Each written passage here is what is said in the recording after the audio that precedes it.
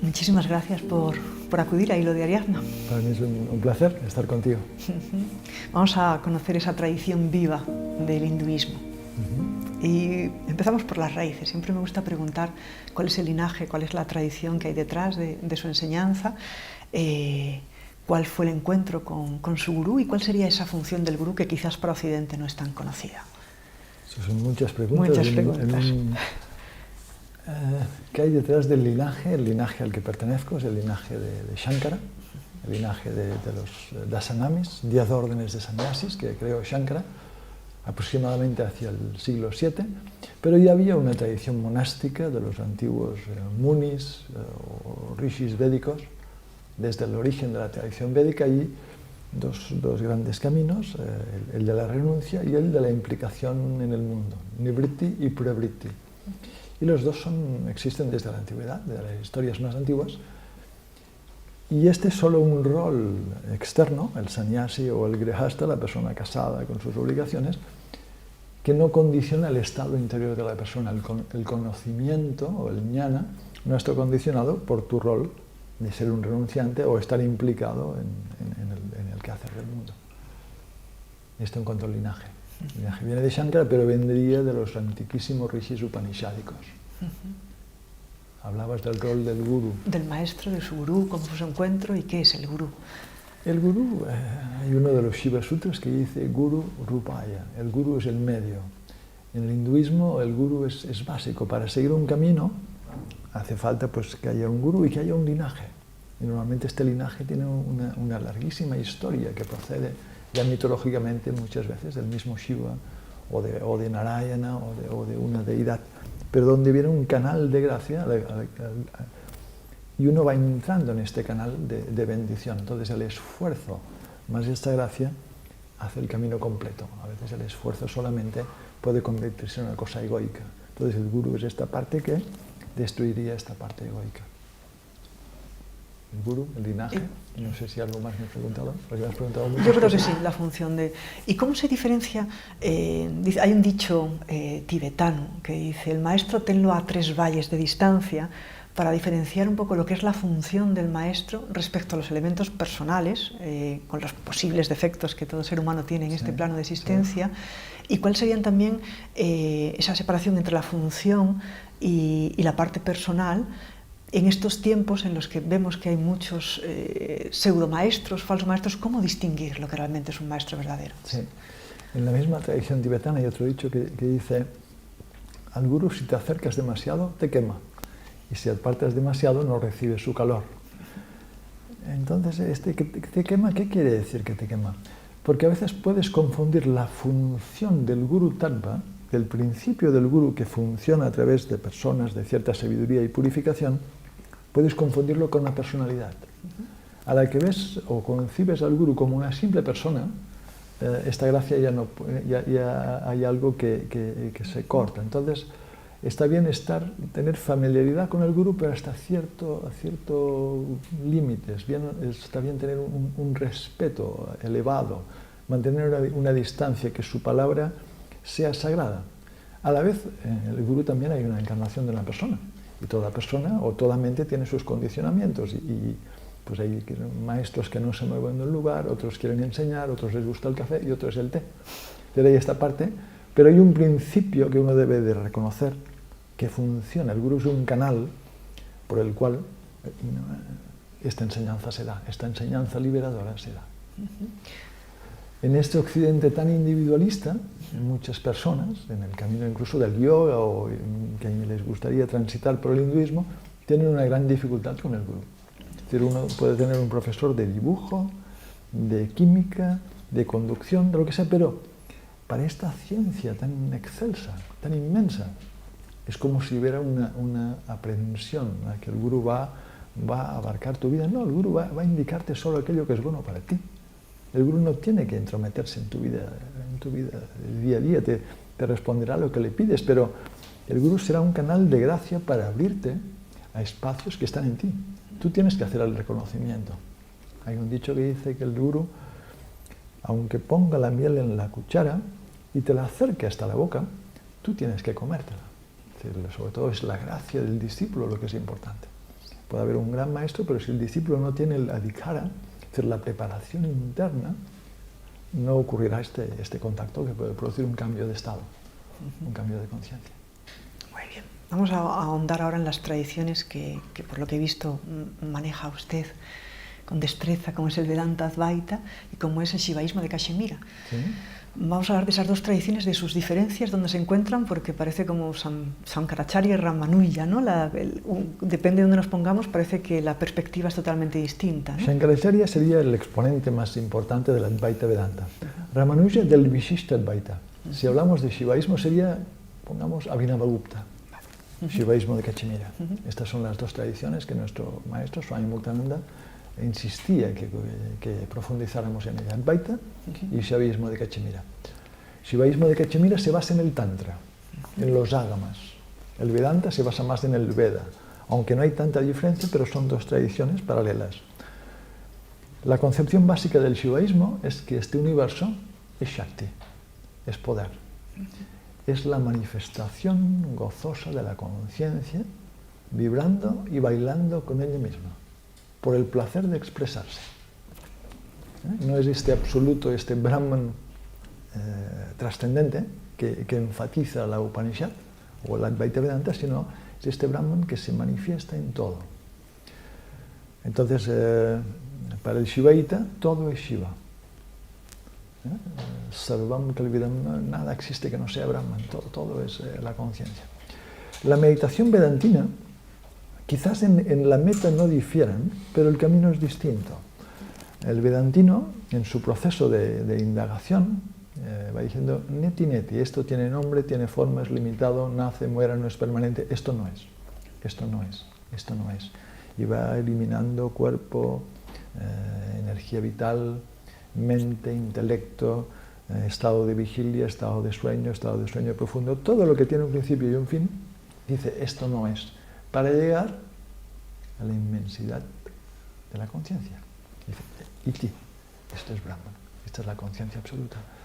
Entonces, el Advaita Vedanta no es que descalifique el mundo, no es que diga que el mundo no exista, pero insiste en su impermanencia, que todo es solo momentáneo, para darnos cuenta de aquello que existe siempre, Sat, la conciencia absoluta.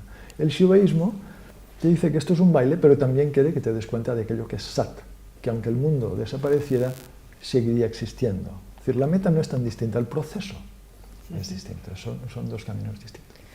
En esos dos caminos distintos, la función del desapego sería distinta, porque si todo es la gloria de Dios manifestándose, ¿por qué renunciar? La función del desapego, por ejemplo, en el Shivaísmo de Cachemira, la función del sannyasi es muy rara. Sí que hay maestros que no se casan, que siguen brahmacharya, que viven una vida ascética, pero no hay órdenes monásticas. En el Vedanta sí, dicen, renunciar es bueno porque así canalizas tu energía, te apartas de esto que no es, o que es relativamente, y empleas toda tu concentración. Son dos enfoques distintos. Porque en ese enfoque, por ejemplo, del desapego desde el punto de vista del Vedanta Advaita, cuando llega a Occidente, ¿no? A veces esa mala interpretación que también se da con ciertos budismos, ¿no? Del desapego es más una huida a la dificultad que uno tiene de tener vínculos seguros, vínculos sanos, y uno de alguna manera utiliza la máscara de la espiritualidad del desapego para no afrontar las dificultades que tiene en la primera fase de purificación de eso. Sí, claro, todo se puede mal utilizar, pero esto no quiere decir que no haya una tradición de grandiosos rishis que vivieron el desapego, un Ramana Maharshi, este desapego natural, esta plenitud en su interior que no le hacía tener necesidad de nada o deseo de nada, porque vives en la plenitud.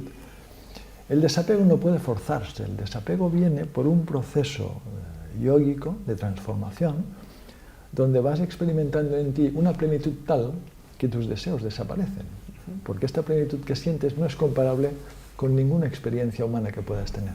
Entonces este desapego se va asentando de forma natural. Pero si tú fuerzas el desapego, a veces genera una energía contraria que va a volver y te va a llevar a estados de deseo. Pero el camino es así, es esta tensión, hasta que la tensión cesa y te mueves por encima de esta fase psicológica del personaje. Para una ciencia tan suprema, ¿no?, como conocer lo que realmente somos, en Occidente también hay un movimiento que me gustaría que nos ayudaras a discernir acerca de la no necesidad de una vía tradicional, sino ir directamente como a lo sapiencial o a la espiritualidad. Entonces quería que hicieras pues, una defensa desde tu perspectiva y tu punto de vista de los elementos que confluyen en una tradición para hacer posible ese viaje hacia lo que somos. Esta neoespiritualidad, o con perdón, esta pseudoespiritualidad, desde mi punto de vista, le faltan las bases. Es como querer ir directo al Paramartha. Paramartha es la parte más elevada de una tradición, a la conciencia absoluta, sin haber pasado por la purificación necesaria de tu componente psicológico e intelectual. Sin purificar estos campos, no tendrás una claridad intelectual de que todo es Shiva, todo es Brahman, sí, muy bien, pero es una comprensión intelectual. La pura vivencia necesita de este fuego purificador que solo se da con la larga ascesis durante años y durante un maestro y con un maestro. Entonces tenemos a veces títulos creo que, no sé si era un vídeo tuyo, que era Advaita sin Vedanta. ¿Cómo Advaita sin Vedanta? El Vedanta, toda la farsa, ¿cómo empiezan los textos de Vedanta de Shankara? Pues el adhikara, la preparación del discípulo, viveka, discernimiento, vairagya, desapego, shat sampat, una mente aquietada, unos sentidos aquietados, titiksha, fortaleza, shraddha, confianza en el maestro, en la tradición, samatva, esta visión de igualdad. Sin estas cualidades, ¿cómo podemos acceder a este Paramartha? Entonces, me parece una jugada más de este Occidente que tiene prisa. ¿Quién quiere iluminarse instantáneamente? Nadie. Tiene que haber un proceso, porque la belleza está en el proceso. Lo que somos ya lo somos. La iluminación es nuestra naturaleza. Moksha es este Atman que existe en todo. Pero hay un camino precioso y el hecho de transitarlo es algo muy bello. Querer eludir y decir no, que no hace falta camino porque ya somos esto, bueno, esto ya lo sabemos. Pero esto no resuelve el problema existencial de la persona, que tiene que trascender toda limitación y todo dolor. Es decir, que me siento muy alejado de este neo-advaita, este movimiento que tiene muchos adherentes. Claro, es bonito. Ves al cine, come helado, pero sobre todo no hagas sadhana. ¿Por qué no? Esta es mi visión, o la visión tradicional. Esta es una visión, yo creo, muy incompleta. Vamos a ir a preguntas como ¿de dónde surge el mundo? Los sufíes dicen, tienen un dicho muy hermoso, yo era un tesoro... ¿De dónde surge? El mundo. ¿Sí? Yo era un tesoro escondido y quise ser conocido, ¿no? Pero la mayoría vivimos sin conocerle, nos morimos de amor por verle y no le vemos. ¿Qué necesidad tiene Dios de conocerse a través del espejo de la manifestación? ¿Por qué se contracta, se limita y por qué no se conoce en su completud el uno sin segundo, ¿no? ¿Cuál es el sentido de toda esta manifestación con tanto sufrimiento como conlleva? Aquí está la palabra lila. Lila es juego, baile. Shiva, o la conciencia, existe como conciencia absoluta, trascendente, más allá de nombre y forma, o Brahman, pero es la naturaleza de este Brahman, o de esta conciencia Shiva, hablando en términos shivaitas, de manifestarse. Shiva es un bailarín. ¿Y cómo se manifiesta? En infinitud de planos de conciencia, infinitud de seres, infinitud de situaciones, que todo es el mismo. Hay uno que baila. Y es esta conciencia. Por esto, cuando vemos la imagen de Nataraja, de este Shiva danzarín, sosteniendo millones de universos con todo el dolor y o placer, todo lo que es el samsara, él está con una cara de sonrisa, de meditación, porque no ocurre nada a nadie, porque no hay nadie excepto él. Entonces, desde la limitación, desde la ignorancia, desde el samsara, no podemos comprender este estado de que la manifestación es solo un baile. Es como cuando estás dentro de un sueño, no comprendes lo que es estar despierto, que el sueño no le falta realidad. Entonces es solo por medio de la práctica continuada, cuando este Paramartha se va manifestando en ti, que viene esta comprensión. Si no, es una afirmación, Este es el valle de la conciencia, no te preocupes, pero mientras tienes sufrimiento, tienes sufrimiento. Por esto la enseñanza, el que imagina una serpiente en una cuerda, el maestro, pues primero le dice, vigila, mueve el pie para atrás, no te preocupes, no te va a picar, pero ahora mira bien, quizás no sea una serpiente. Primero hay que dar la enseñanza al nivel del estado de la persona, hasta que finalmente dice, mira, no hay serpiente, es una cuerda, nunca pasó nada.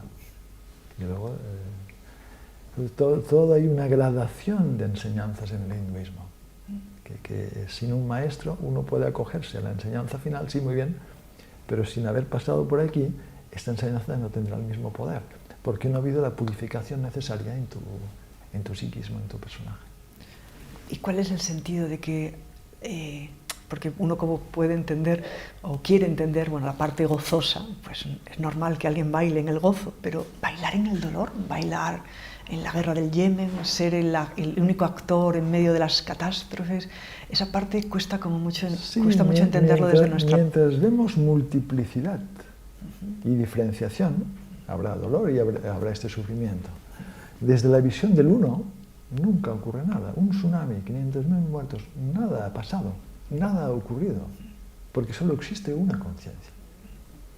En la Bhagavad Gita hay muchos niveles de enseñanza, pero uno de ellos, Krishna le dice a Arjuna, cuando Arjuna está tan preocupado ante esta posible batalla, el primer verso del capítulo 2, cuando empieza la enseñanza, creo que es el 12 o el 13, tanto tú como yo, como estos reyes, existimos desde siempre y existiremos hasta siempre. ¿Qué le está diciendo? Que esta apariencia es relativamente real, que hay otra realidad, que es el Atman, que no nace, no muere, no cambia. Entonces uno va llegando a esta profunda percepción, pero hay un proceso, y esto es lo más importante, el proceso de la sadhana. Entonces, como por lo que veo, no hay manera de salir de este sufrimiento que produce esta dualidad. Mientras hay dualidad, hay sufrimiento. La Upanishad, las mismas Upanishads dicen, mientras hay dos, hay miedo. Y solo cuando me doy cuenta que solo existo yo, que solo existe la conciencia, no yo como individuo, sino la conciencia, que este sufrimiento o esto cesa, esta mala visión cesa. Entonces, pues vamos a desglosar, ya que es la única salida que tenemos. Vamos a desglosar la vía, ya que es el único camino sí. que tenemos para liberarnos de tanto sufrimiento. ¿Cómo cómo iniciaría uno ese proceso de desvelamiento, de purificación? Siguiendo un camino.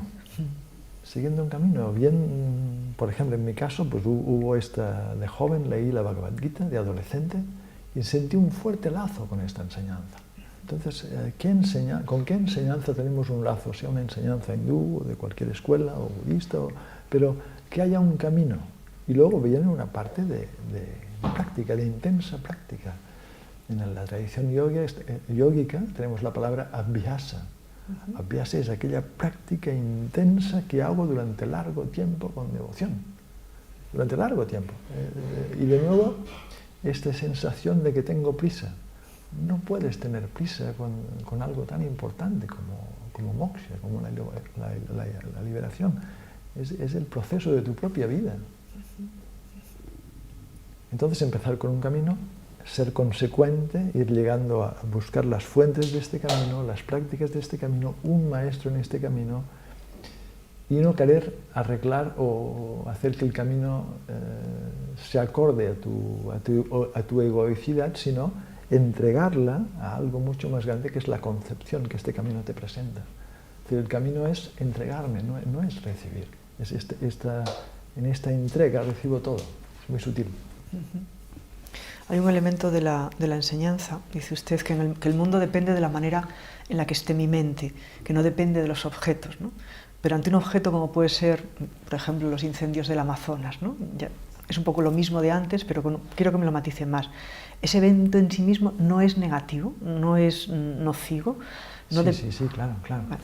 Hemos de ver también la enseñanza. En el Advaita Vedanta hay un nivel que es Vyavahara, es el nivel relativo. El incendio del Amazonas es altamente negativo. Hay una naturaleza, hay unos animales, hay toda la situación ecológica del planeta, hay unas personas que viven allí y su hábitat está destruyéndose. Vyavahara.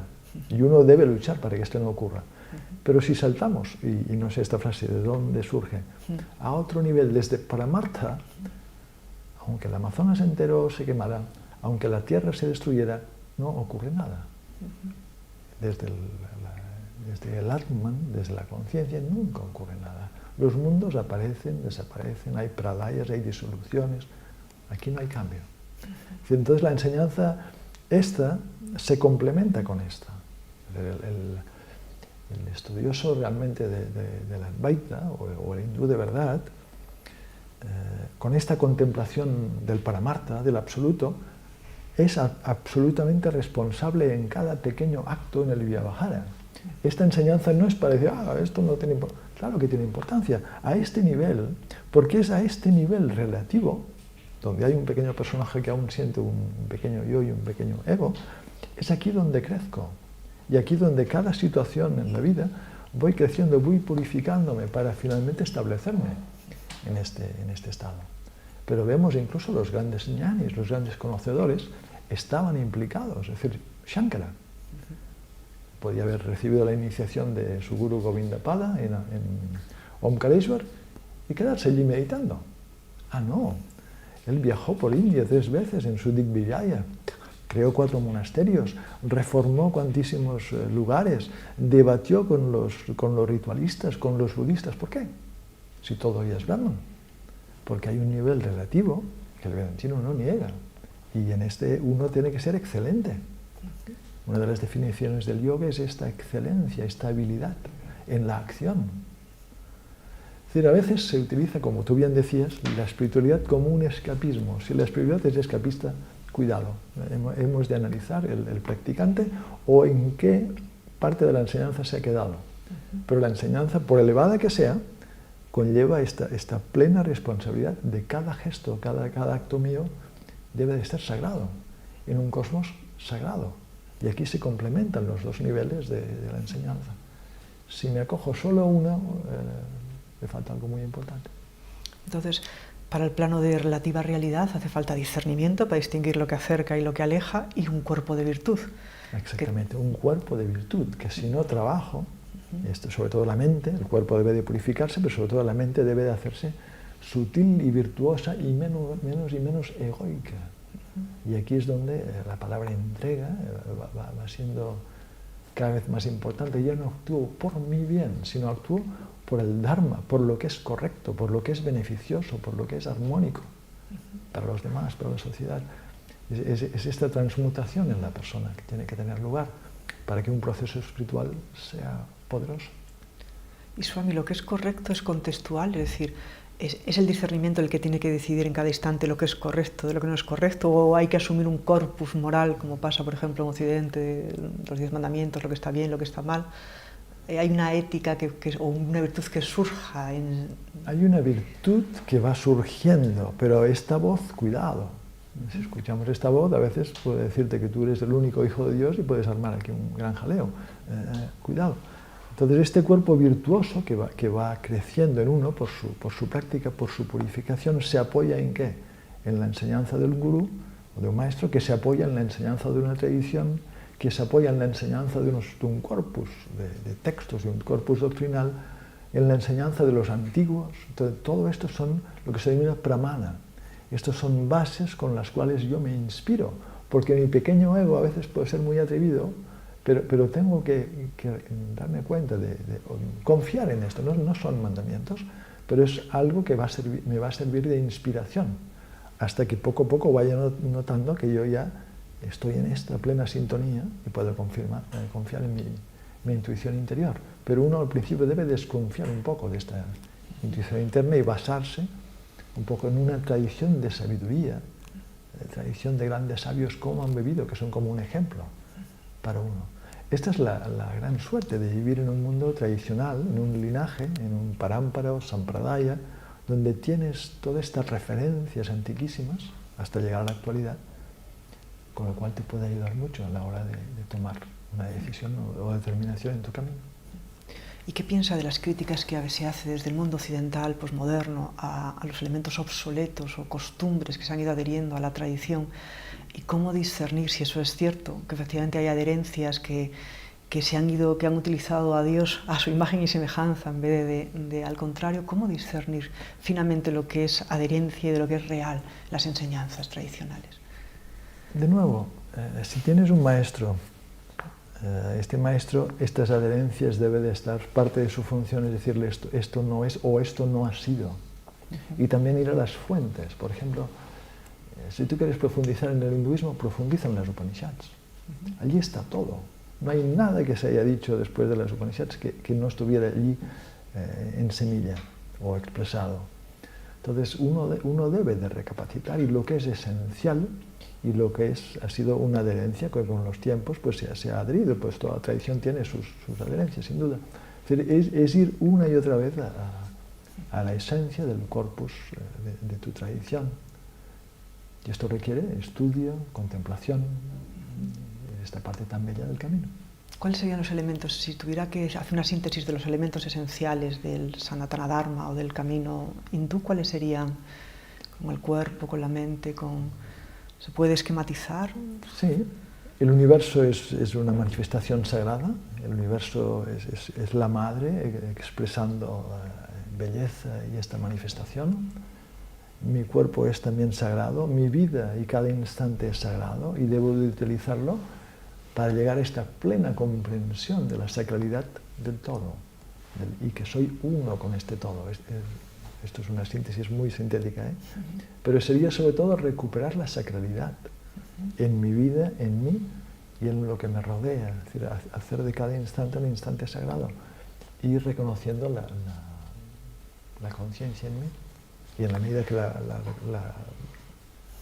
reconozco en mí, la reconozco en todo.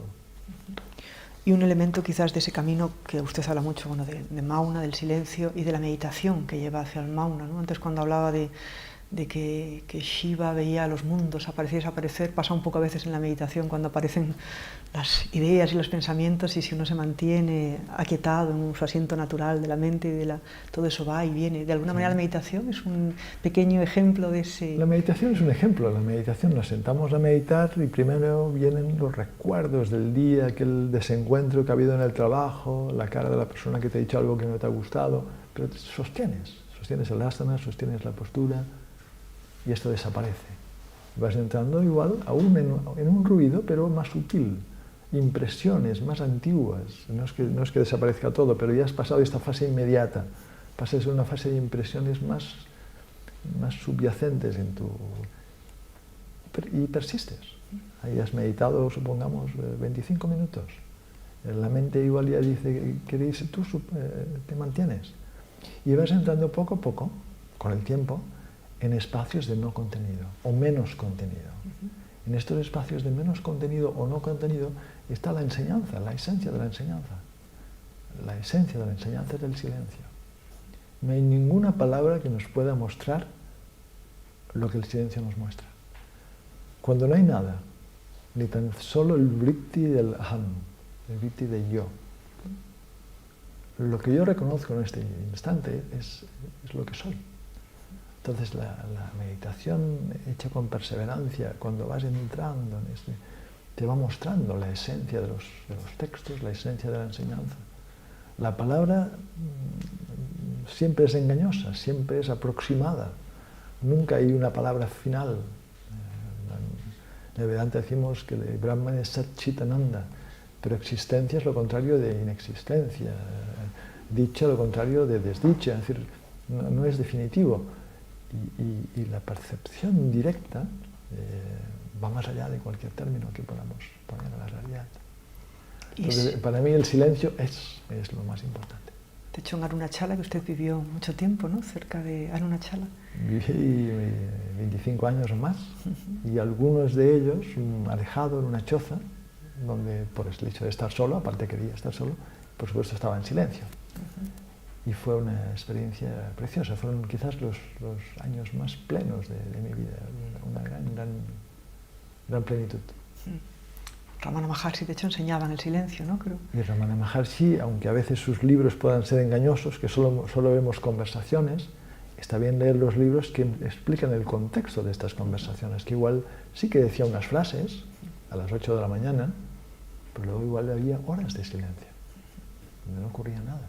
Entraba alguien, saludaba, se sentaba, y esta persona, por su silencio, era inducida a un espacio interior de plenitud, porque él irradiaba esta experiencia que vivía con fuerza. Usted vivió un tiempo en Arunachala. Me gustaría que nos desgranase un poco la experiencia de lo que es la enseñanza desde el silencio, que creo que Ramana Maharshi era su especialidad, enseñar desde el silencio. Sí, sí. En Arunachala viví más de 25 años. Para mí fue una fase muy importante de mi vida. El ashram de Ramana, el samadhi de Ramana emanaban este silencio. La montaña inducía, creaba algo que te llevaba a tu propio silencio. Era como un espejo del silencio que ya está en nosotros. En estos años, 2 de estos años, los viví en una choza, alejado de la población, a 6 kilómetros. Entonces vivía en silencio. Había meditación, contemplación, estudio de textos, ver la montaña y la naturaleza. Y el silencio era palpable, y la enseñanza del silencio, de la cesación de contenido y lo que se manifiesta cuando esto se da. Todo el silencio es una bendición. A Ramana decimos que su enseñanza más esencial es el silencio, y en el linaje de la Advaita Vedanta decimos que el Adi-Guru, el Guru primordial, es Shiva en la forma de Dakshinamurti. Dakshinamurti es esta forma de Shiva que enseña en silencio, y esta historia mitológica que enseña a los hijos de Brahma cómo, en silencio. Ellos se sientan a sus pies y Dakshinamurti simplemente junta los dedos en Chinmudra, diciendo el Jiva, el alma universal, el alma individual, no es distinta de Shiva, de la conciencia suprema. Entonces el silencio es lo más importante del camino. Uno puede estudiar, uno debe contemplar, uno por supuesto debe de tener claridad intelectual, pero para llegar al curso superior, que es el silencio. Swami, por ejemplo, en el budismo se dice que el final del camino no es la iluminación o el vivir en la dicha del silencio, sino el regreso a casa, a la plaza del mercado, que también creo que Muktananda, su maestro, hablaba de que en la prueba de la vida cotidiana, y ahí es donde también uno podría acabar de afilar y afinar eso que aprendió en el silencio. ¿Nos pueden matizar cómo lo se ve?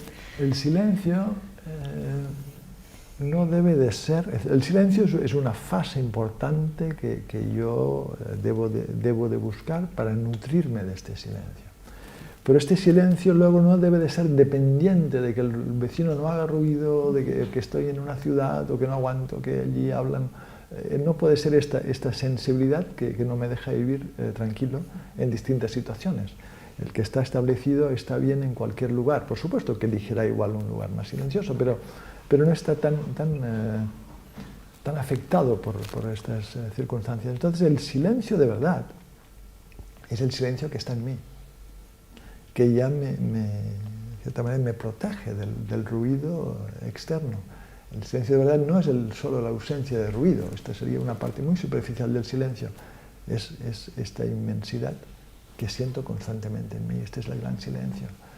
Recuerdo que viví en un ashram en India donde había un fanatismo por el silencio. Todo debía ser silencioso, incluso si venía alguien a pedir agua, ya era ruido. Y dejé este ashram. Uno no puede ser, uno no puede ser tan dependiente de factores externos. El silencio de verdad es un espacio interior. Pues se puede convertir en una idolatría, ¿no? En una condición que le pones a lo real.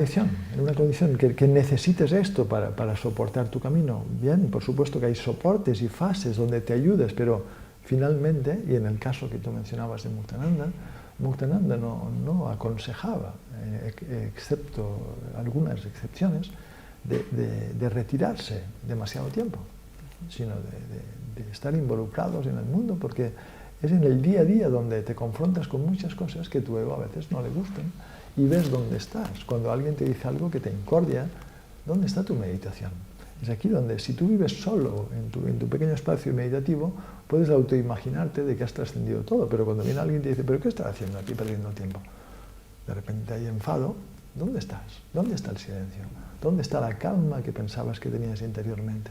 Entonces el mundo es la gran escuela, el mundo es el gran medio para crecer, y donde nos toca vivir es donde tenemos nuestra lección. Y hablando del mundo que nos ha tocado vivir, me gustaría que también nos explicara un poco la teoría de los ciclos cósmicos del hinduismo, con especial hincapié en el que supuestamente estamos, que es Kali Yuga, ¿no? Una época de adharma, de ignorancia, y si esos ciclos son sucesivos o son simultáneos, y nosotros desde el propio Kali Yuga, como estamos, que estamos todos bastante escindidos, podemos acceder a una edad de oro donde hay un encuentro realmente con la conciencia. Siempre podemos acceder. Y mi maestro Muktananda y otros maestros, él decía, para el devoto, para el yogi, no hay Kali Yuga, pero porque vives en esta realidad. Todos vivimos, por supuesto, en un mundo externo, pero vivimos en esta realidad interna que estamos encarnando. Entonces, en esta Kali Yuga sí que hay sin duda una gran confusión y nos gobiernan personas que no deberían de gobernar. Y podríamos hacer una larga crítica, no lo vamos a hacer ahora, pero también se presentan muchas posibilidades. En este curioso Kali Yuga, yo voy a una librería y me encuentro con una traducción del Rig Veda y del Vijnana Vairava Tantra y del Pratyavinya Hridayam y del Vivekachudamani de Shankara y de los Yogasutras de Patanjali. Estos medios, hace unos tiempos no los tenía que viajar miles de kilómetros, buscar el maestro que me enseñara oralmente, que esto tenía otro poder, sin duda, sin duda.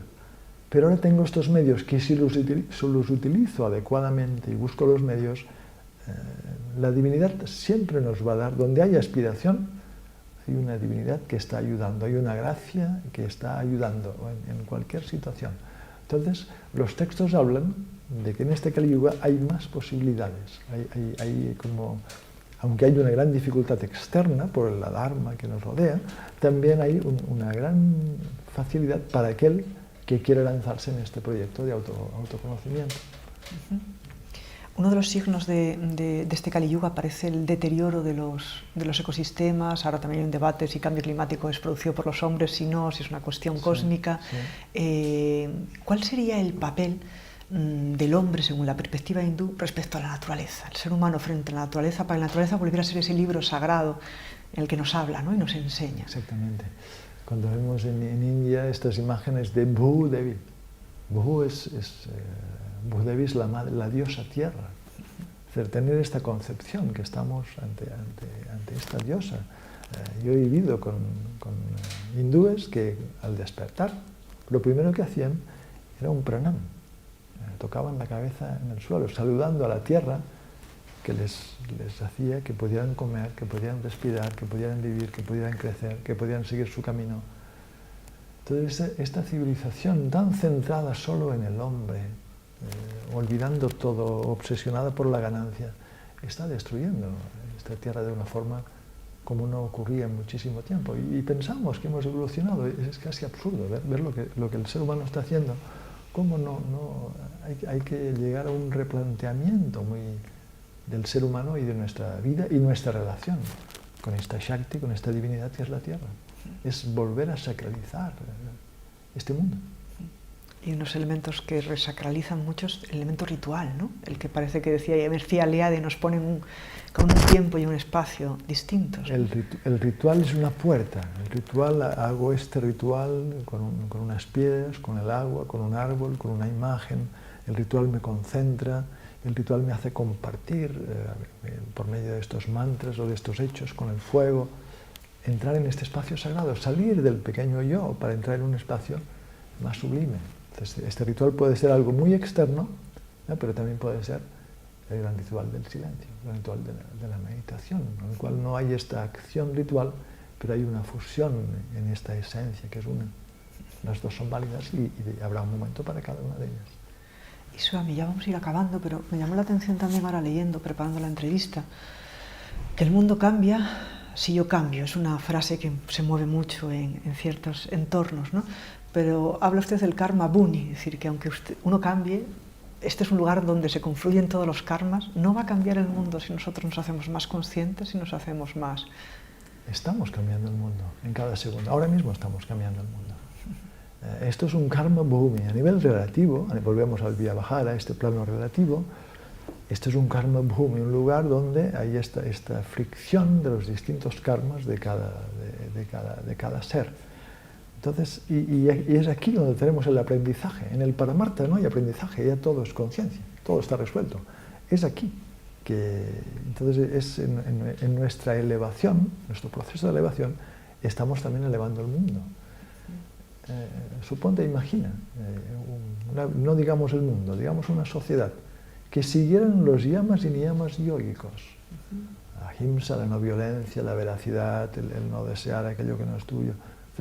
¿Qué ambiente de paz y de cohesión social habría? Solo siguiendo estos yamas y niyamas. No hablamos ya del samadhi, pero solo siguiendo lo que son las bases yógicas. ¡Qué transformación! Entonces, si esta espiritualidad pudiera recuperarse, ¿no? Si este materialismo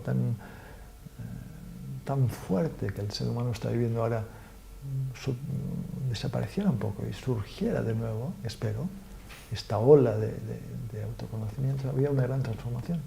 El mundo es transformable, pero es el ser humano que debe de transformarse. Y este cambio no viene de ninguna acción política, ninguna ONG, viene de un cambio interior.